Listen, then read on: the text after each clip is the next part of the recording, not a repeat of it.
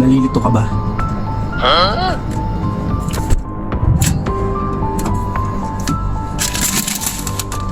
Di mo alam ang gagawin mo?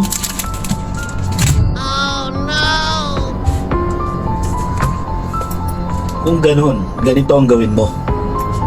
You what? O yan, mga kaibigan, nito ka na. Nahihirapan kang magdesisyon kung anong gagawin mo sa sayote at sa dinis.